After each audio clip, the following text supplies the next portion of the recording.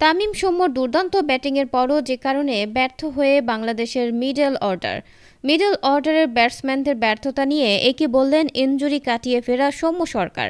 জানালেন শেষ দিকে রান করতে না পারার আসল কারণ তামিমের সাথে ওপেনিং জুটি, বড় স্কোর না হওয়া, দীর্ঘদিন পর জাতীয় দলে ফেরা ও দুর্বল জিম্বাবুয়ের বিপক্ষে কষ্ট করে ম্যাচ জিতা নিয়ে একে বললেন সৌম্য সরকার। দল জিতেছে, নিজে রান করেছেন, ফিল্ডিংয়ে দুর্দান্ত একটা ক্যাচও নিয়েছেন।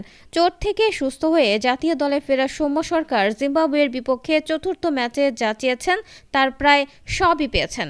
সৌম্যর ফেরার দিনে উদ্বোধনী জুটিতে এসেছে 101 রান, যা আপাতত বাংলাদেশ দলের টপ অর্ডার ব্যাটিংয়ের জন্য স্বস্তির খবর। কিন্তু এমন শুরুর পরও বাংলাদেশ অল আউট হয়ে গেছে মাত্র 143 রানে। মাঝের ওভার থেকে শুরু করে ডেথ ওভারের ব্যাটিং ভরাডুবি নিশ্চিতভাবেই দুশ্চিন্তা বাড়াবে।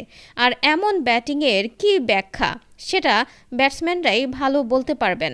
ম্যাচ শেষে সেই ব্যাটসম্যানদেরই প্রতিনিধি হয়ে সংবাদ সম্মেলনে আসেন সৌম্য। তাকে অবশ্য দলের ব্যাটিং ব্যর্থতা নিয়ে ততটা দুশ্চিন্তাগ্রস্ত মনে হলো না। একটা ম্যাচ খারাপ যেতেই পারে, প্রতি ম্যাচে সবাই ভালো করবেও না।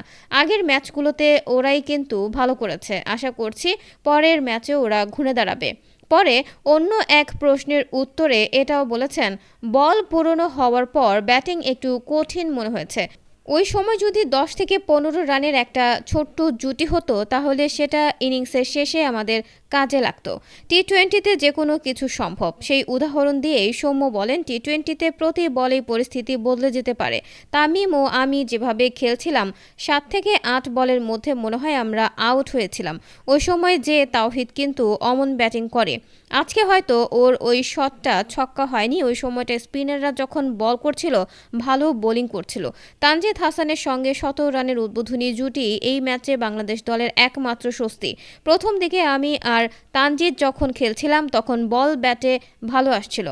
পরে একটু অসম গতির মনে হয়েছে, শুরুর দিকে মনে হচ্ছিল 180 রান হবে, সবাই সেটা মাথায় রেখে আক্রমণ করতে গিয়েছে। দুই বাঁহাতি ওপেনারের জুটি নিয়ে সৌম্যর কথা, আমার যে কাজ ছিল সেটা আমি শতভাগ করার চেষ্টা করেছি। তামিম শুরু থেকেই বাউন্ডারি পাচ্ছিল আর আমি খুব বেশি স্ট্রাইক পাচ্ছিলাম না। আমাদের বেশি কিছু করতে হচ্ছিল না, এমনিতেই 9 থেকে 10 করে রান আসছিল। চোট থেকে প্রত্যাবর্তন নিয়ে সৌম্য শোনালেন স্বস্তির কথা, ভালো লাগছে যে ফিরতে পেরেছি, সবাই খেলছে, আমি একা কাজ করছি, সব মিলিয়ে মাঠে ফিরতে পেরে ভালো লাগছে। দল জেতায় সৌম্যর সন্তুষ্টিটা আরেকটু বেশি মনে হচ্ছে। প্রতিপক্ষ জিম্বাবুয়ে হলেও জয়টাকে তিনি ছোট করে দেখতে চান না।